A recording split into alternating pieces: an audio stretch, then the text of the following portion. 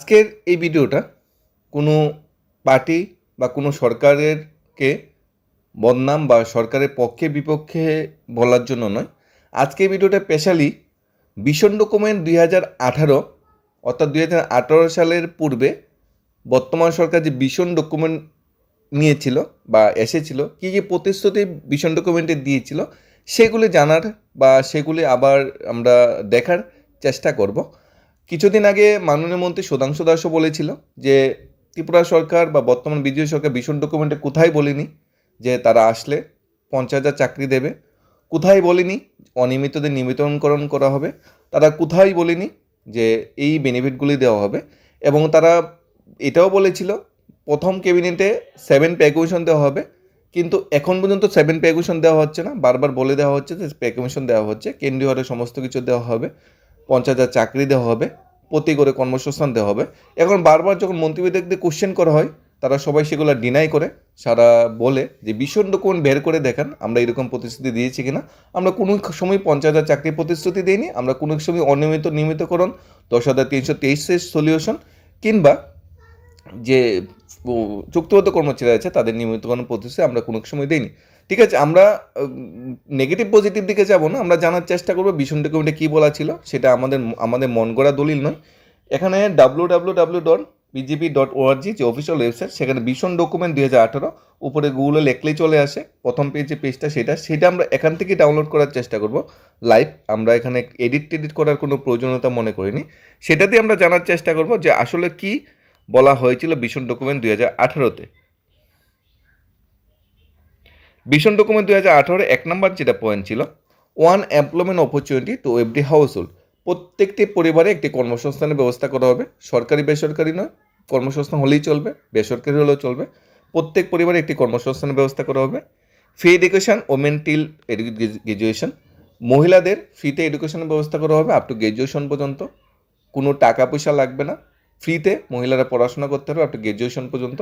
এখানে এই পরীক্ষার ফি বা অন্যান্য ফি কিছুই লাগবে না মহিলাদের জন্য। 7 পে কমিশন দেওয়া হবে প্রত্যেকটা সরকারি কর্মচারীদের, ত্রিপুরা সরকার অধীনে যারা কাজ করে। স্মার্টফোন দেওয়া হবে যুবকদের। মিনিমাম যে ভাতা 2,000 টাকা করা হবে, 2,000 টাকা অবশ্য করা হয়েছে। আর রেগার মজুরি 340 টাকা করা হবে মিনিমাম ওয়েজেস। করা হয়েছে কিনা এটা একমাত্র রেগার যারা কাজ করে তারাই বলতে পারবে। আমার যে যতটুকু ধারণা এখনও 340 টাকা করা হয়নি। রোজবেলি চিট ফান্ডের কেসটা ইনভেস্টিগেশন করা হবে, পানিশ করা হবে। 7 বছর হয়ে গেছে, এখনও ইনভেস্টমেন্ট বা পানিশ কোথায় আছে কিছুই বোঝা যাচ্ছে না। প্রোভাইড হাউজিং মানে যারা বিগ হাউস নেই, যারা ইটের গড় নেই, পাকা বাড়ি নেই, সবাইকে পাকা বাড়ি দেওয়া হবে। ড্রিঙ্কিং ওয়াটার ফেসিলিটি দেওয়া হবে প্রত্যেকটা হাউস হোল্ডকে। রেগুলাইজেশন করা হবে কন্ট্রাকচুয়াল গভর্নমেন্ট এমপ্লয়ি, ত্রিপুরা সরকারের অধীনে যে চুক্তিবদ্ধ বা অনিয়মিত কর্মচারী আছে তাদের রেগুলেশন করা হবে। এরপরে যখন আমরা ভিতরে এটা প্রবেশ করি, ভিতরে স্টেপ বাই স্টেপ আরও জানার চেষ্টা করি ভিতরে কী আছে। বলা হয়েছে ফার্মার ইনকাম 5 বছরে ডাবল করা হবে, অর্থাৎ 2017 সালে যে ফার্মার ইনকাম ছিল 18-তে, সেটা 23-এ গিয়ে প্রায় ডাবল হয়ে যাবে। এখন ডাবল হয়েছে কিনা ফার্মাররা বলতে পারবে, আপনারা বলতে পারবেন। আরও যেটা বলা হয়েছিল, আমরা স্টেপ বাই স্টেপ যে মেইন পয়েন্টগুলো আছে সেগুলোই আমরা জানার চেষ্টা করি।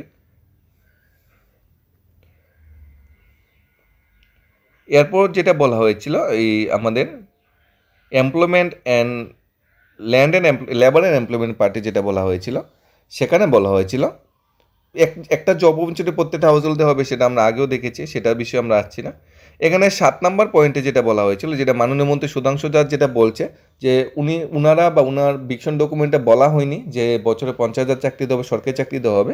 কিন্তু এই ভিশন ডকুমেন্টে 7 নম্বর পয়েন্টে ক্লিয়ারলি উল্লেখ ছিল, there are about 50,000 vacancy in the state government বা সরকারি দপ্তরে 50,000 ভ্যাকেন্সি আছে।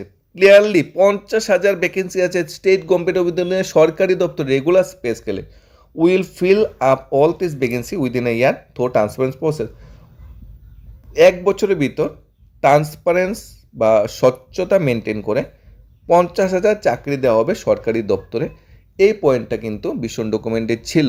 মাননীয় মন্ত্রী ডিনাই করলেও করতে পারে, কিন্তু ভিশন ডকুমেন্টে এই প্রতিশ্রুতি ছিল। তাহলে গত 7 বছরে 50,000 চাকরি হয়েছে কি? মাননীয় মুখ্যমন্ত্রী কথা অনুযায়ী 20 থেকে 21,000 চাকরি হয়েছে গত 7 বছরে, 50,000 চাকরি কিন্তু হয়নি। তাহলে এই প্রতিশ্রুতিটা এখনও পুরোপুরি ফুলফিল হয়নি। যদিও ভিশন ডকুমেন্টে প্রতিশ্রুতি ছিল সরকার প্রতিষ্ঠিত হওয়ার এক বছরের মধ্যে 50,000 সরকারি চাকরির ব্যবস্থা করা হবে। 50,000 গরিব ছেলেমেয়েরা সরকারি চাকরি পাবে ট্রান্সফার পরীক্ষার মাধ্যমে। কিন্তু দেখা গিয়েছে 7-8 বছর হয়ে গেছে, এখনও 50,000 চাকরি ফুলফিল হয়নি। এটা কিন্তু প্রতিশ্রুতি ভীষণ ডকুমেন্টে ছিল। মন্ত্রী, মিনিস্টার, বিধায়করা ডিনাই করতেও পারে, কিন্তু গুগলে গিয়ে ভীষণ ডকুমেন্ট বিজেপি 2018 লিখলে প্রথম যে পেজটা আছে সেখান থেকে এটা ডাউনলোড করে অনায়াসেই দেখে নেওয়া যায়। সেটা কোনো লুকোচুরি নয় বা সেটা কোনো এডিট করা নয়, সেটা লাইভ তোমরা সবাই দেখতে পারবে। আমি অফিসিয়াল যে ওয়েবসাইটের লিঙ্কটা সেটা ডিসক্রিপশনে দিয়ে দেবো, সেখান থেকে তোমরা ডাউনলোড করে দেখে নিতে পারো ভীষণ ডকুমেন্টে কী বলা ছিল। নেক্সট বলা হয়েছিল 8 নম্বর পয়েন্টে, ensuring the implementation of 7 pay commission for the all employee of the state government in the first cabinet meeting in SIL. সরকার প্রতিষ্ঠিত হওয়ার 2018 সালের পরে যে ফার্স্ট ক্যাবিনেট মিটিং হবে, সেই ক্যাবিনেট মিটিংয়ে 7 পে কমিশনকে অ্যাপ্রুভাল দেওয়া হবে। তবে 2018-তে যে কমিটি গঠন করে যে রিভিউটা করা হয়েছিল, সেখানে পে রিভিউ উল্লেখ করা হচ্ছে। মুখে মুখে বলা হচ্ছে 7 পে কমিশন, কিন্তু যে 2018-তে যে রিভাইশনটা করা হয়েছিল, বামপন সরকারের যে পে রিভিউ দিয়েছিল 2017 সালে, সেটাকে রিভিশন করে 2018-তে কিছু ইমপ্লিমেন্টেশন, কিছু ফিটমেন্ট ফ্যাক্টরটা চেঞ্জ হয়েছে। 7 পে কমিশন কিন্তু কোথাও উল্লেখ করা নেই। 7 পে কমিশন কিন্তু কাগজে পড়তে কোথাও উল্লেখ করা নেই ত্রিপুরা সরকারের। খালি মন্ত্রিমণ্ডল বারবার বিভিন্ন জায়গায় বলছে 7 পে কমিশন দিয়ে দিচ্ছে, কিন্তু কাগজ পড়তে কিন্তু কোথাও উল্লেখ করে 7 পে কমিশন। এবং 7 কমিশন বেনিফিট কিন্তু রাজ্য সরকার কর্মচারীরা পায়নি। কোথায় কোথায় পাইনি সেটাও আমরা দেখতে চেষ্টা করবো। সেন্ট্রালে এমএসসিপি 10 বছর, 17 বছর আর 25 বছর হলে গ্র্যাজুয়েশন হয়ে লেভেল চেঞ্জ হয়। ত্রিপুরাতে এমএসসিপিতে একটা ইনক্রিমেন্ট দেওয়া হয়। সেন্ট্রালে 7 পে কমিশনে 25 লক্ষ টাকা গ্র্যাজুয়েটি, ত্রিপুরায় 10 লক্ষ টাকা গ্র্যাজুয়েটি। সেন্ট্রাল 7 পে কমিশনের শিক্ষকদের যে স্কেল, প্রাথমিক শিক্ষক 4200, ত্রিপুরায় 2200, গ্র্যাজুয়েট শিক্ষক 4600, ত্রিপুরায় 2800। সেন্ট্রালে post graduate teacher group B ক্যাটাগরিতে 4800, ত্রিপুরায় মাত্র 4200। সেন্ট্রালে শিক্ষকের স্কেলটা সবটি গ্রুপ বি ক্যাটাগরিতে আসে, কিন্তু ত্রিপুরায় শিক্ষকের স্যালারি সবটি গ্রুপ সি ক্যাটাগরিতে আসে। সেন্ট্রালে ফিক্সড পে বলে কোনো শব্দ নেই 7 পে কমিশনে, ত্রিপুরায় কিন্তু ফিক্সড পে বলে শব্দ আছে। তাহলে 7 পে কমিশন বেনিফিটগুলো যদি আমরা বলে দিই পে দেওয়া হয়েছে, তাহলে সেটা অনেকটা ভুল হবে। তবে সরকারি কর্মচারী একমাত্র বলতে পারবে তারা 7 পে কমিশন বেনিফিট কতটুকু পেয়েছে। হয়তো সরকার সত্যি কথা কেন বললেও বলতে পারে, এখন তো কর্মচারী বলতে পারবে 7 পে কমিশন বেনিফিট কী কী দেওয়া হয়েছে। হাউস রেন্ট সেন্ট্রালে 10, 20, 30 শহর আলাদা আলাদা করে ডিভাইড করে, ত্রিপুরায় মাত্র 8% ও 3,000 টাকা সিলিং। ত্রিপুরা ওয়াই ক্যাটাগরি স্টেটে যদি পড়ে, ত্রিপুরার মিনিমাম 20% বা 18% হওয়ার কথা ছিল, এটলিস্ট 60% হওয়ার কথা ছিল হাউস রেন্ট, কিন্তু 8%ই দেওয়া হচ্ছে ও সিলিং। কারণ হাউস রেন্ট একটা লস হচ্ছে। তাছাড়া অন্যান্য অনেকগুলো ভাতা ত্রিপুরা সরকারি কর্মচারীরা পায় না। 7 অন্যান্য কর্মচারী যেটা পায় অন্যান্য স্টেটে, ডাবল ইঞ্জিনের সরকারগুলিতে। ত্রিপুরা ডাবল ইঞ্জিন সরকার থাকার পরও 7 বেনিফিট কিন্তু ফুলফিল হয়নি। তাছাড়া ডিএ তো 22%, এখনও কিন্তু গ্যাপ রয়েই গেছে। এখন 7 পে কমিশন ফার্স্ট ক্যাবিনেটে ফুলফিল হবে, সেটাও এখনও বাস্তবে 100% কার্যকর হয়নি। বছর 50,000 চাকরি দেওয়া হবে, 7 বছরে এখনও 50,000 চাকরি দেওয়া সম্ভব হয়নি। ওয়েজেস 340 টাকা করা হবে বলা হয়েছিল, মিনিমাম ওয়েজেস 340 টাকা। এখন রেগা শ্রমিক বা অন্যান্য কর্মচারী বলতে হবে 340 টাকা। এখনও কিন্তু রেগা হাজির মজুরি 340 টাকা কিন্তু এখনও করা হয়নি। এরপরে 10 নম্বর পয়েন্টটি ছিল page wise regulation of contractual government employee working in the state government department. Tripura সরকারের দপ্তরে যে অনিয়মিত কর্মচারী, চুক্তিবদ্ধ কর্মচারী আছে, কন্ট্রাকচুয়াল কর্মচারীরা, তাদের step by step page wise regulation করবে। সবাইকে একসাথে করা সম্ভব নয়। 40,000 অনিয়মিত চুক্তিবদ্ধ কর্মচারী, সবাই আলাদা আলাদা ধাপে ধাপে রেগুলেশন করা হবে। কিন্তু দেখা গিয়েছে গত 7 বছরে একজন অনিয়মিত কর্মচারী রেগুলেশন করা হয়নি। ইভেন 10 বছর চাকরি করার পর যে নিয়মিতকরণের যে রুলস রেগুলেশন ছিল, সেটা সরকার উইথড্র করে নিয়ে সেটা ক্যান্সেল করে দিয়েছে। অর্থাৎ আগে একটা নিয়ম ছিল 10 বছর অনিয়মিত চাকরি করলে রেগুলার স্কেল দেওয়া হতো, সেই নিয়মটাও তুলে নেওয়া হয়েছে। অর্থাৎ প্রতিশ্রুতিও দেওয়া হয়েছিল নিয়মিতকরণ করা হবে, আর নিয়মিতকরণের জন্য যে রুল ছিল সেটা পর্যন্ত সরকার তুলে দিয়েছে। সেটা এখনও পর্যন্ত কিন্তু সরকার আনেনি। 2,000 টাকা আমাদের ভাতা দেওয়া হবে, সেটা কার্যকর হচ্ছে। সরকারকে ধন্যবাদ 2,000 টাকা ভাতা প্রদান করার জন্য। Government will resolve problem of 10,323 teacher keeping the humanities of consideration mind. এটা কিন্তু এখনও ফুলফিল হয়নি। 10,323 শিক্ষকদের যে প্রবলেমটা এখনও কিন্তু সলিউশন হয়নি। এমপ্লয়মেন্ট এক্সচেঞ্জকে ডিজিলেশন করা হবে, সেটা হয়েছে। সর্বশিক্ষা ও রামসা শিক্ষকদের যে চাকরির যে ইনসিকিউরিটি বা আনসার্টেনিটি, সেটা দূরীকরণ করা হবে, তার একটা সলিউশন করা হবে। ইভেন অনশন মঞ্চে গিয়ে মন্ত্রী রতনলাল নাথ থেকে শুরু করে প্রাক্তন মুখ্যমন্ত্রী বিপ্লব কুমার দেব, সুনীল দেব তারা গিয়ে বলেছিল অনশন মঞ্চে গিয়ে যে আমরা যদি আসি সর্বশেষ শিক্ষিত রেগুলেশন করা হবে। এখন কিন্তু করা হয়নি। মাননীয় আসামের মুখ্যমন্ত্রী হিমন্ত বিশ্ব সময় সে ফিক্সড পে কর্মচারী তুলে দেওয়া হবে, 7 পে কমিশন তুলে দেওয়া হবে, অনিয়মিত করবে সেই প্রতিশ্রুতি দিয়েছিল। মাননীয় প্রধানমন্ত্রী এসেও সেই প্রতিশ্রুতি দিয়েছিল। মাননীয় অর্থমন্ত্রী, সেন্ট্রাল অর্থমন্ত্রী এসে সেই প্রতিশ্রুতি প্রতিশ্রুতি দিয়েছিল, কিন্তু সেই প্রতিশ্রুতিগুলি কিন্তু এখনও কার্যকর হয়নি। সেখানে কেন কার্যকর হয়নি সেখানে কিন্তু সরকারকে ভাবতে হবে, চিন্তা করতে হবে। আমরা বলেই দিই, ডাইরেক্ট বলেই দিচ্ছি আমরা বিভিন্ন জায়গাতে যে সরকার 50,000 প্রতিশ্রুতি দেয়নি, কিন্তু ভীষণ ডকুমেন্টে সেটা লেখা আছে। আমরা বলেই দিচ্ছি সরকার 7 পে কমিশন দিয়ে দিচ্ছে, কিন্তু কাগজপত্রে কোনো 7 পে কমিশন দেওয়া হয়নি। আমরা বলেই দিচ্ছি 340 টাকা মজুরি, কিন্তু 40 টাকা কাগজপত্রে করা হয়নি। অর্থাৎ মানে মুখে অনেক কিছুই বলা যায়, কাগজপত্রে কিন্তু সবগুলো এখনও কার্যকর হয়নি। একটু চিন্তা ভাবনা করতে হবে, একটু দেখতে হবে। বলা হয়েছে আনএমপ্লয়েড ইঞ্জিনিয়ার আর পিজি ম্যানেজমেন্টের জন্য গভর্নমেন্ট স্কিম আনবে, তাদের মানে স্কিল ডেভেলপমেন্ট করার জন্য স্কিম আনবে, ইন্ডাস্ট্রি বা ফিজিক্যাল অ্যাসিস্ট্যান্ট করা হবে। তারপর জুট, পেপার, বাম্বু, রাবারের উপর ইন্ডাস্ট্রি করে তোলা হবে। এসএসজি গ্রুপগুলোকে short time interest free loan দেওয়া হবে।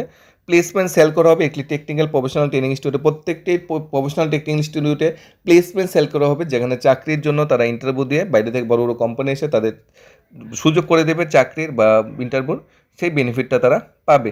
এই ধরনের রুলস রেগুলেশনটা, এই ধরনের মানে প্রতিশ্রুতিগুলি ভিশন ডকুমেন্ট 2018-তে দেওয়া হয়েছিল।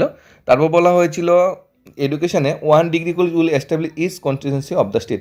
প্রত্যেকটি বিধানসভা কেন্দ্রে একটি করে গভর্নমেন্ট ডিগ্রি কলেজ করা হবে। এখনও কিন্তু প্রত্যেকটি বিধানসভা কেন্দ্রে গভর্নমেন্ট ডিগ্রি কলেজ একটি করে করা হয়নি, এখনও কিন্তু করা হয়নি, ভবিষ্যতে হয়তো করা হতে পারে, প্রতিশ্রুতি দিয়ে তো দেওয়া হয়েছে। Institute yearly teacher training program, introduction technical tools, all school the state, boost of the quality এডুকেশনের জন্য টিচারদের ট্রেনিংয়ের ব্যবস্থা করা হবে। প্রতি বছর শিক্ষক পর্যাপ্ত পরিমাণে নিয়োগ করা হবে, সেই প্রতিশ্রুতি ছিল। লোকাল সেলফ গভর্নমেন্টকে ওপেন স্কুল করার জন্য প্রতিশ্রুতি বা দেওয়া হবে, সুযোগ দেওয়া হবে। এই ধরনের প্রতিশ্রুতিগুলো দেওয়া হয়েছিল। তারপর offer classes in computer, electronics, drawing and physical education higher secondary লেভেলে, সেটাও বলা হয়েছিল। সেখানে মানে এডুকেশনের উপর অনেকগুলো প্রতিশ্রুতি দেওয়া হয়েছিল। এনার্জি অ্যান্ড পাওয়ার সেক্টরে বলা হয়েছিল প্রত্যেকটা পরিবারে পাওয়ার সাপ্লাই দেওয়া হবে, এনার্জি অডিট করা হবে। ত্রিপুরা স্টেট ইলেকট্রিসিটি কর্পোরেশনকে মানে ত্রিপুরা স্টেট ডিস্ট্রিবিউশন কোম্পানিকে ফোকাস করা হবে, জেনারেশন ডিস্ট্রিবিউশনকে আলাদা করে ফোকাস করে পাওয়ারের ডেভেলপমেন্টে কাজ করবে। CNG and opening mode CNG মানে পাম্প তৈরি করার চেষ্টা করা হবে। এনভায়রনমেন্ট ফরেস্ট নিয়ে অনেকগুলো প্রতিশ্রুতি দেওয়া হয়েছিল। মানে ম্যাক্সিমাম প্রতিশ্রুতিগুলি যদি আমরা দেখি হয়তো সরকার পালন করেছে, তো শুধুমাত্র 2টা প্রতিশ্রুতি বাদে, ম্যাক্সিমাম প্রতিশ্রুতি 2টা না 3টা প্রতিশ্রুতি বাদে ম্যাক্সিমাম প্রতিশ্রুতিটি হয়তো সরকার পালন করেছে। 3টা প্রতিশ্রুতি এখনও সরকার পুরোপুরি 100% পালন করতে পারেনি। আমরা যতটুকু তথ্য সহকারে দেখার চেষ্টা করছি সেই প্রতিশ্রুতিগুলো কী কী। একটা হলো 50,000 চাকরি দেওয়া হবে প্রথম বছরে সরকার প্রতিষ্ঠিত হওয়ার। এখনও 50,000 চাকরি কিন্তু দেওয়া হয়নি, কবে দেওয়া হবে সেটাও বলা যাচ্ছে না, এই প্রতিশ্রুতি এখনও পালন হয়নি। 7 পে কমিশন দেওয়া হবে, প্রত্যেকটি সরকারি কর্মচারীকে সেন্ট্রালের বেনিফিট দেওয়া হবে, সেটাও কিন্তু এখনও পালন হয়নি। আরেকটা প্রতিশ্রুতি যেটা বলা হয়েছিল পেজ ওয়াইজ রেগুলেশন করা হবে অনিয়মিত চুক্তিবদ্ধ কর্মচারীদের, সেটাও কিন্তু পালন করে। এই 3টা বড় বড় প্রতিশ্রুতি, সেই প্রতিশ্রুতিগুলো কিন্তু এখনও কার্যকর হয়নি।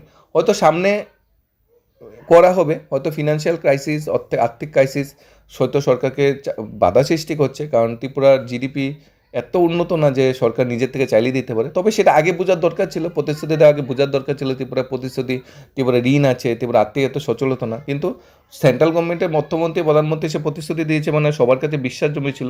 এটা ডাবল ইঞ্জিনের সরকার, সেন্ট্রাল স্টেটের ডাবল ইঞ্জিন, টাকার একটা ফ্লো চলবে, টাকার একটা আবহাওয়া চলবে, বেশি টাকা আসবে সেন্ট্রালতে। আগে বিরোধী দল ছিল, বেশি টাকা সেন্ট্রালতে আসেনি। মাননীয় প্রাক্তন বিপ্লব কুমার দেব থেকে মুখ্যমন্ত্রীও বারবার বিভিন্ন জায়গায় বলছে যে সেন্ট্রাল থেকে আগে থেকে এখন বেশি টাকা আসছে। তাহলে এত টাকা যাচ্ছে কোথায়? কর্মচারী বেনিফিটগুলো, বেকার চাকরি হচ্ছে, ভাইবোনেরা কেন চাকরি অফার পাচ্ছে না, কেন তাদের 500 বসে একটা চাকরির জন্য ওয়েট করছে, সেটা এখনও বলা যাচ্ছে না। তবে আমরা আজ এত নেগেটিভ পজিটিভ পয়েন্ট নিয়ে আসিনি, আমরা জাস্ট আলোচনা করেছি ভিশন ডকুমেন্ট 2018-তে কী কী প্রতিশ্রুতি দেওয়া হয়েছিল। এখন আপনাদের চিন্তা করার বিষয় যে কোন কোন প্রতিশ্রুতি পালন করা হয়েছে আর কোনটা পালন করা হয়নি। আর আপনাদের কি মনে হয় এই প্রতিশ্রুতিগুলি যেগুলি পালন করা হবে বলা হয়েছিল 1 বছরের ভিতরে, সেটা কি আগামী 8 বছরে বা আগামী 10 বছরে পালন হবে কি, সেটা আপনাদের কী মনে হয় সে মতামতটা আপনারা জানাতে পারেন। আমরা জাস্ট আলোচনা করার চেষ্টা করছি, কারোকে এখানে দল মত বিষয়ে কাউকে বদনাম বা কোনো পজিটিভ নেগেটিভ পয়েন্টের জন্য না, জাস্ট কী বলা হয়েছিল ভিশন ডকুমেন্ট 18 এবং বর্তমানে কী বলা হচ্ছে আর কতটুকু ভিশন ডকুমেন্ট 2018টা বাস্তবায়ন হয়েছে। ধন্যবাদ সবাইকে।